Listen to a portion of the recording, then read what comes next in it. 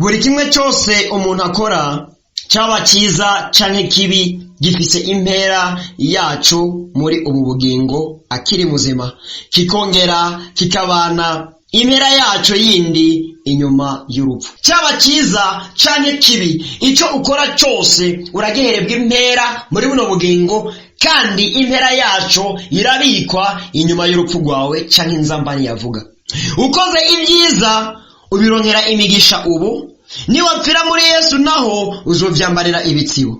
Ukoze ibibi, ibyago n'ibihano n'amarushwa n'ibindi byago biragushika ko muri buno bugingo, kandi utiyanye ugapfira mu byaha, uburibwe butagira urugero burakurindiriye muri Gihinomu. Imana idufashe cyane. Rero hari impera kubihanganira umusaraba kugeza ku iherezo, kandi hariho impera no kubataye umusaraba hasi bagahimukira Yesu Kristo, bagahitamwo ibibahimbara ubwabo ariko bibabaza uwabapfiriye ngo bakizwe. Imana idufashe cyane. Nahawe rero kuraba uko tuza kuvugana kose ku majambo y'Imana muri kino kigo cy'uno munsi, usuzume urabe ngo mbega uri mu gitigiri cy'abananiwe kwikorera umusaraba, umenye ibikurindiriye n'ibyo urimo bitahure, canke uri mu gitigiri cy'abihanganye bumiye ku musaraba, umenye nawe impera yawe. Yesu Kristo abampera umugisha. Mbaye kazirigira kandi mu kiganiro cyacu ijambo ry'umunsi, kuri mwebwe ari rya mbere tubana, jewe ngitunganya nkongera nkanagishikiriza, nitwa Iradi Ndiyo kubwayo, ndi mwene so mugakiza. Kaze cyane twishimikize amajambo y'Imana.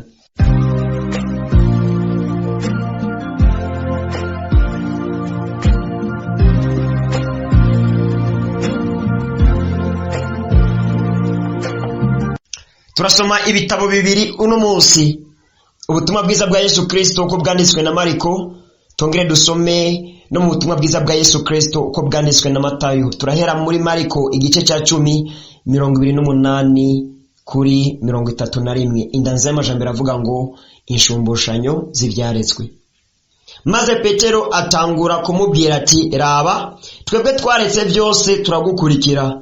Yesu arababwira ati, ndababwire ukuri, nta waretse inzu canke bene nyina canke bashiki biwe canke nyina na se canke abana canke itongo kubwanje no kubw'ubutumwa bwiza atazobishumbushwa 100 muri iki gihe cya none, amazu na bene nyina n'abashiki biwe n'abanyina n'abana n'itongo bisukiranijwe no guhamwa, kandi mu gihe kizoza azohabwa ubugingo budashira. Hari ijambo ribabaje mu nyuma, haravuga ngo ariko benshi b'imbere bazoba b'inyuma, kandi ab'inyuma bazoba b'imbere. Imana idufashe cyane. Dusenga Imana. Imana nyirimbabazi, databuja rukundo, uri Imana yo kwizigirwa kandi uri Imana yo kwizegwa. Ndagomba ngo mwemu wawe yera nyobore mu kwigisha Mana kino cigwa, kandi ubwenge bwawe Mana bunkoreshe mu kugisobanura mu izina rya Kristo Yesu. Hama ubushobozi bwawe Mana bugendere Mana abariko barumva bose, iri jambo ryawe Mana urishingira intahe, kuko wavuze ngo nta jambo rizira ubusa, kandi ngo ntabwo rizogusubira kuri dakoze icyo waritumye. None uwumvise wese rishitse muri we icyo ugomba, ariko ibyo Satani byose ategura byose biburizwemwo. Ni mu izina rya Yesu Kristo mbisabye nizera, amen. Ntanguriye kuri iki inshumbushanyo z'ibyaretswe. Twibukanye neza yuko intumbero ya kino cigwa ari gutahuzanya ku byo gukurikira Kristo Yesu mu nzira y'umusaraba. Turibuka neza yuko mu byigwa bishize twatahuye neza yuko ibiranga abantu bakurikira Kristo Yesu mukuri arabiyanse, bakiheba, bakikorera imisaraba yabo, umwe wese n'umusaraba wiwe, hama agakurikira Kristo Yesu kandi anezerewe. Umusaraba twatahuye neza ko atari bijya biti bibiri bateranya bagakora nka te, oyayi bakabinyuranya, wumva kimwe bakagishinga bakagikika. Oya, uyu wose umusaraba Yesu atubwira twebwe abaja mu ijuru. Umusaraba Yesu avuga nk'ikimenyetso cy'umukurikira w'ukuri asabwa kwikorera, ni kwihanganira amagorwa n'amarushwa bizananye mu ngingo yahisemo yo kwiheba agakunda Kristo Yesu, no guheba ibyiwe byose agakunda ibya Kristo Yesu. Kuwikorera ni ukwihanganira ayo magorwa n'ayo marushwa. Imana idufashe cyane. Rero Petero ari mu bihebye bagaheba n'ibyabo byose. Yahebye umugore, aheba abana, aheba n'akazi kiwe ko kuroba. Imana idufashe cyane, akurikira Yesu. Rero araraba abona umenga nta nyungu ariko arabironkamwo, kuko ibyo bakora gusa kwari kugenda kubwira ubutumwa bwiza abantu no gusengera abagwaye no gusenga no kuja mu masinagogi. Nibyo bikorwa gusa bakora mu masinagogi, gusenga, basengera abantu, bavuga ubutumwa bwiza, barara ku musozi basenga. Byari ibyo bikorwa gusa. Petero arabiraba ati none ko nahebye umugore, meba abana, meba n'akazi kanje, papa na mama nabo tuvukana n'inshuti n'abagenzi bose narahebye ndagukurikira. Nkaba mbona umenga tumaranye hafi umwaka urenga ataco ndiko ndabona ninjiza mu mufuko kizonteza imbere. Imera yacu niyihega Yesu. Uwo ni Petero abaza. Yesu aramubwira ngo viriza Petero, humura cyane. Nta muntu n'umwe yahebye se na nyina, yahebye abana nabo bavukana n'itongo. Nta muntu yihebye agaheba n'ibyiwe byose ngo ankurikire atazobura kubishumbusha. Ino jambo rikuremeshe wowe uhaye ugeragezwa na Satani ngo uhebe gukorera Imana ngo uje muri business. Iri jambo rikuremeshe wowe wahagaritse ibikorwa by'Imana ukaja mu ndimiro zawe. Iri jambo riguhanure wewe wataye hasi isuka ugiye kurondera ibyinosi. Yesu arabwira Petero ngo wahebye ibyiwe byose agaheba n'ubugingo bwiwe ku bwanje azobishumbushwa umurengera muri kino gihe, kandi mu gihe kizaza azoronka n'ubugingo budashira. Hari ishumbushanyo z'ibyaretswe. Wewe wahebye ibyawe kubw'umurimo w'Imana, wewe wahebye ibyawe ku bwa Kristo, wewe wihanganiye amagorwa n'amarushwa. Babandi mwiganye bararonse ubuzi ubu n'abadirecteur. Mugabo wowe Yesu yaraguhamagaye ubu uri mu evangeliste. Imana idufashe cyane. Burya baranadutwenga ngo mbega ngo wowe ugeze hehe, ngo uje ngo ndi directeur wa BRB. Uramubwira uti naje ndumuvuga butumwa atubu ndongo ishengero ry'Imana. Imana idufashe cyane. Ntugakangwe n'abo banyecubahiro bagendera mu miduga bo barose inyungu mu by'isi. Mugabo nawe uzuhimbagwe nuko izina ryawe ryanditswe mu gitabo cy'ubugingo kandi Imana yo mu ijuru ikwishimira. Mwibuke rya jambo ry'ibanze ngo Yesu yatubereye akarorero kuko yemeye gucika umukene ngo ubworo bwiwe budutungishe. Kandi natwe rero ko Yesu yadutumye nk'uko se yamutumye, twemere kwicisha bugufi no gukengerwa, duhinduka abakene naho dutunze kuko dufise Yesu afise byose. Twemere ducika boro ngo ubworo bwacu buzane benshi mu gakiza. Imana idufashe cyane. Muri Danieli harambwira ngo, kandi nawe hakubwire nyene, harambwira ngo mu gihe cy'iherezo abashikanye benshi mu kugororoka bazokwakaka nk'inyenyeri. None yumvira ngo nabashikanye benshi mu kumakaminuza, ngo nabigisha ngo bamenyesheje benshi mu mashuri ngo nibo bazokwakaka nk'inyenyeri. Wumvise havuze gute? Ngo nabafise amafaranga menshi kuri banki, nabubatse ama etage menshi, nabarafise imiduga myiza myiza ngo nibo bazokwakaka nk'inyenyeri. Namba ngo abashikanye benshi mu kugororoka, kandi buri muntu wese afise mission kuzana abandi mu gakiza. Twakirijwe gukiza abandi. Urashaka kumaza imyaka 20 atamuntu n'umwe urabwira ubutumwa bwiza. Umvugo ruhomba mu bwami bw'Imana Yesu w'ikigongo. Umaze imyaka ingana gute ukijijwe? Ni bangahe wabwira ubutumwa bwiza? Umaze imyaka ingana gute mu gakiza? Ni bangahe wazanye mu gakiza? Mbere n'ikibabaje gusumba ibindi byose, benshi barananiriwe ahantu hakuzana n'umwe mu gakiza, bashishikara bakura abandi mu gakiza. Babereye Satani ibyuririzi byo kugaragaza abagenzi babo. Wajya mu rusengero hari abakizwa 10, ubu hasigaye 5, abo bandi 5 niwe wabagwishije. Mwene tubabarire cyane. Wagiye mu bikorwa by'Imana abakozi bashikamye mu gakiza ari 20, none ubu abahagaze ni 10, abandi 10 bose baguye ku bwawe. Iyo mbere nyene wabinyuranije kandi Imana izo biguhanira cyane rutirimbura. Saho narindi uretse ko gusa nabyo ari byiza ko bimenya ube maso. Yesu rero aremesha intumwa ngo hari ishumbushanyo z'ibyaritswe. Guma mu gakiza, bandanye imirimo y'Imana, nabyo gutera gusonza, nabyo gutera kwambara ibiraka, naho musaba kugenda n'amaguru, naho wosuzugurika, aba mwakuranye nubarabe ngo bageze ku rwego rukomeye mu butunzi no mu byubahiro. Raba nimba wowe gusa uriko wubahisha Imana kandi uriko ukora icyo Imana igomba. Rongorwa na Mpwemu Yera, senga Imana ubudasiba. Imana igwishurira amabanga, igutahuza icyatumye ikurema n'icyo usabwa gukora. Mu gikora unezerewe wihanganira amagorwa n'amarushwa. Hari ishumbushanyo y'ibyaretswe. Imana idufashe cyane.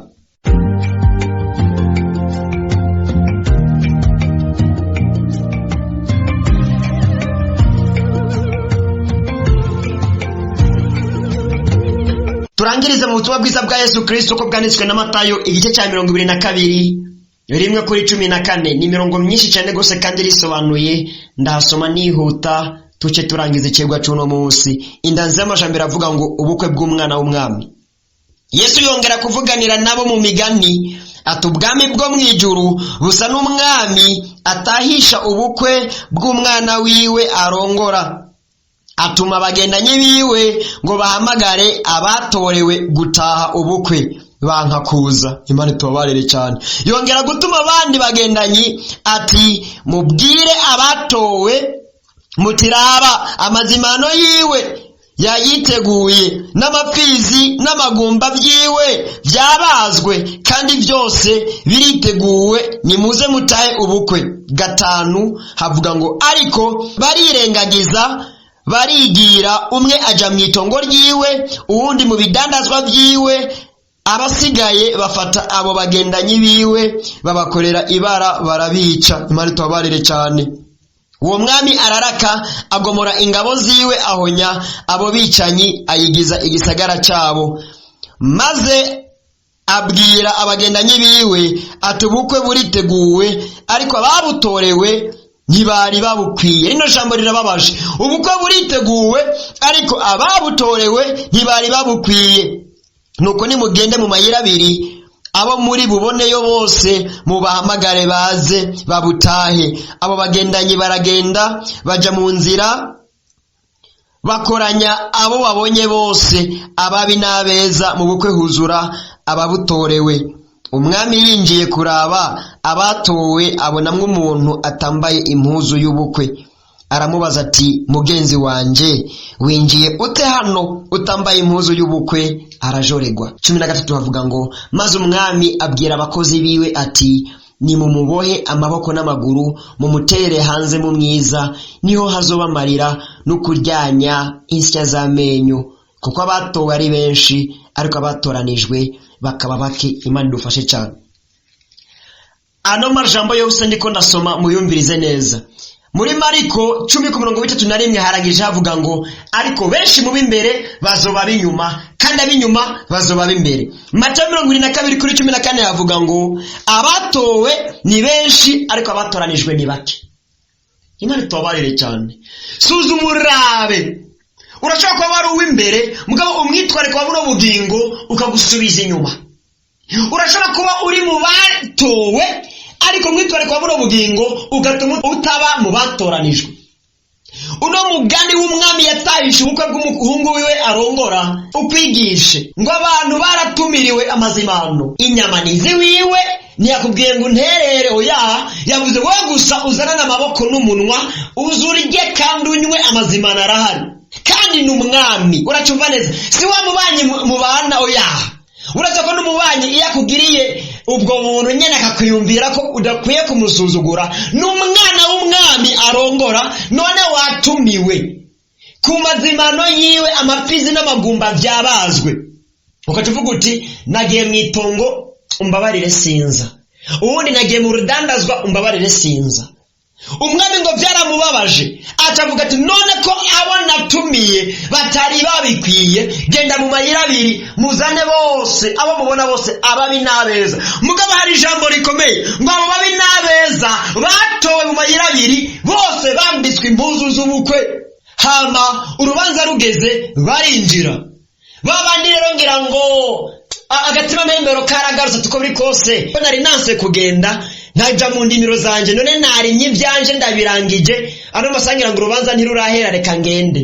Nari natume mu rubanza kuko business zanje zamfatiriye, urudarozwa rwose narupanze neza, ibisigaye nta kibazo, kandi ano masaha urubanza ntirurahera reka ngende. Imana itubabarire cyane. Uragowe wowe ibikorwa by'Imana ubikora kuko ufise temps libre. Urumva ibyo byose wabirangije, none urabona kanya gasigaye, reka upfe gukora iby'Imana. Upfe kujya ku rusengero ntiwabura amazi uvomye, cyangwa upfe kugenda mu bitaro ntiwabura abagwayi usengera. Urumva ibyo wabirangije, upfe kuzunguruka mu mihana ntiwabura ufise ikibazo kuko umukozi w'Imana amangu umufashe umuhanure. Oya, imirimo y'Imana ntituyikora kuko dufise umwanya wo kuyikora, ahubwo turondera umwanya wo gukora imirimo y'Imana. nukora ibyawe byose ngo birangije hasigaye isaha imwe ngo uvuge ubutumwa. Oya, ahubwo ibyawe manzi ubyigizeyo, ufata akanya uvuge ubutumwa, niwarangiza ibyawe bibone gukurikira mu nyuma. Bano bantu bari batorewe ubukwe bw'umwana w'umwami bakanga kuza, mugabo bakaza kwidebeka bo mu nyuma, basanze hari igikomeye cyakoretse. Abakuwe mu mayira abiri, ababi n'abeza, bambitswe impuzu z'ubukwe, binjiye bafise uniform. Nabo baraza, impuzu z'ubukwe ntibazambitswe, baca binjira mu bukwe. Ngo nyene urubanza arajoregwa, ngo bace babahambira amaguru n'amaboko babata mu muriro. Yesu aravuga ngo iby'ubwami bw'ijuru bimeze nk'iby'uyu mugani. Abahamagawe ni benshi, ariko abatoranijwe ni bake.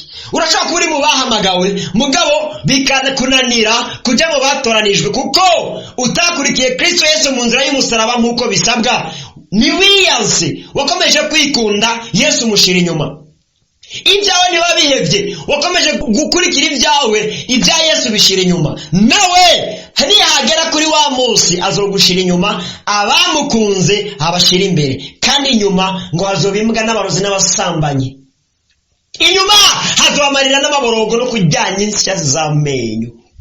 Imana idufashe cyane. Mugabo kubiyanse n'ibyabo byose, bagakunda Kristo Yesu n'ibyiwe byose, ngo hari inshumbushanyo z'ibyaretswe muri buno bugingo, bazobona imigisha, Imana izobashumbusha nk'uko Yobu yashumbushijwe.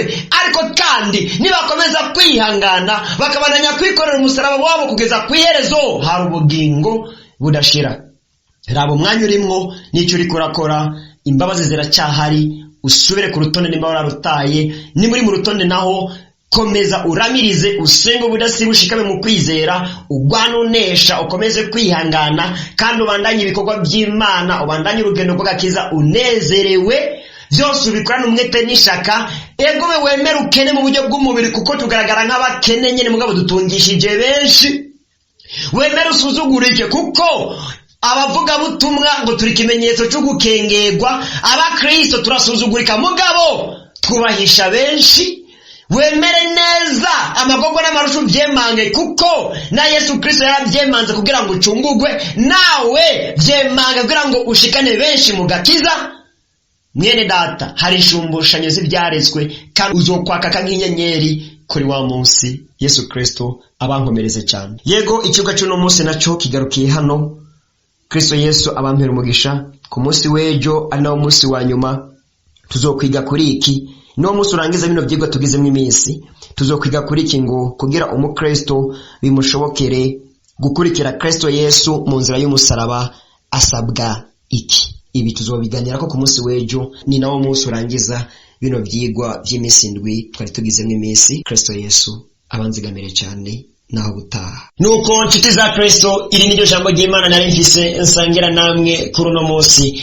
Mwebwe mwese mwadukurikiranye, Uhoraho Imana abahezagire cyane. Hama woba utari bwakire agakiza ukifuza kwakira agakiza, canke woba wari warakiriye agakiza ariko mu nyuma ugasubira inyuma mu byaha, mugabo inyuma yo kumva ijambo ry'Imana ukifuza kugaruka kuri Kristo Yesu, nyandikira kuri WhatsApp yanje guteranya 255 9948883260.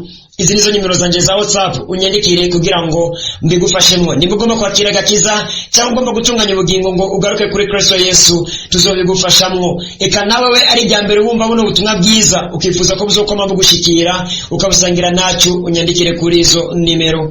Ibisigaye ndushiza kubahamagarira bene data kwihana no kureka ibyaha, muhindukire kandi mugororoke, kuko iminsi ari mibi cyane. Ibisigaye murushirize kandi kudusengera. Musengere je nk'umukozi w'Imana muri kino gikorwa, munasengere kandi na kino gikorwa ngo Uhoraho Imana rushize kukizigama no kugishigikira mu nzira zose zishoboka. Kandi turabashimira namwebwe mutubwira ko ubutumwa bwiza dutanga mu kiganiro ijambo ry'umunsi buriko burabafasha bikomeye cyane gose mu by'imwemu, mu busabikanye n'abandi mufise contact zabo no mu yandi magroupe yose ya WhatsApp murimwo. Uhoraho Imana azobibahezagirira nimwabikora mu bikunze. Tuzokomeza kumusukurikira naho gutaha, muzigamwe cyane.